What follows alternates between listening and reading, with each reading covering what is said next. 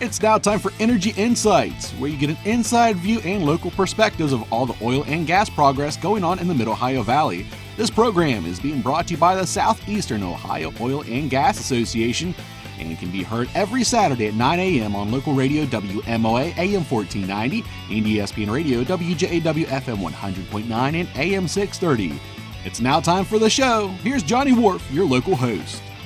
Saturday morning at this time, each and every Saturday at this time, it's Energy Insights brought to you by Suga, and Dr. Bob Chase joins us again because I've wrestled him for another program, and I specifically wanted to talk about, and I joked a little bit in our first program about a retire. You know, when you retire, you just look to find a way to get back to work just to rest, because it seems like you still have your hands in things. I know that you're connected to students going back to probably when you first started teaching that you still are involved with. They probably call you for advice. I'm not even in the industry, and I call you for advice.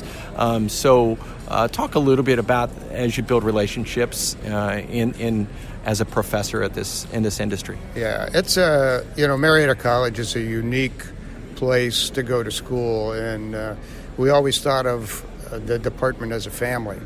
So when people bring their kids to our program, we feel responsible for them, and I always did my best to help these kids find summer jobs, because I know if they find summer jobs, they're more than likely to get a full-time job from one of those summer employers. So I always worked hard at that, and I also know that in the long run, those people that hire on with those companies end up being the recruiters that I'm going to talk to in the future about getting jobs for kids. So I did that for 37 years, and it was just it was really great to see how the connections we built, and I'm still connected with these kids. I mean, they still call me, and sometimes they're changing jobs, they want references, and I'm always happy to do things like that. So, until recently, until the last 5-10 years, when we thought of oil, we always thought of the Middle East. And so,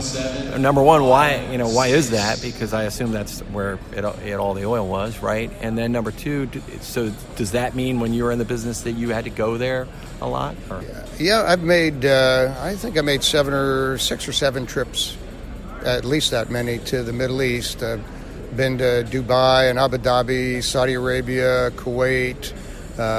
We've had a lot of students come from those countries, and I still stay in touch with those kids as well. A lot of them work for Saudi Arabia's biggest oil company, Aramco, and Kuwait Oil Company is equally big, and a lot of my former students work there. So on a number of my visits, I've gone over there and visited my alums.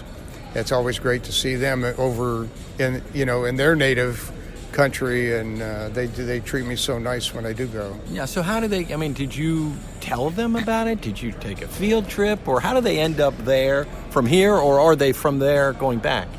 Well, I think word of mouth is a big thing over there, and when students have success, foreign students have a success, they spread the word, and oftentimes their embassies get that word, and as a result of a good experience, the embassy will turn around and they'll tell some kids, we know the kids had a great experience at Marietta, so why don't you consider going there versus, say, a big school like Texas A&M. And we always relied on that word of mouth and the connections we made to help recruit.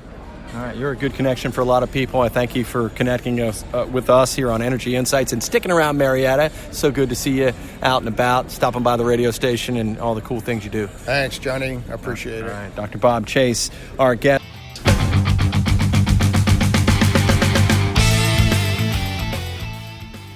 Thank you for listening to Energy Insights, brought to you by the Southeastern Ohio Oil and Gas Association.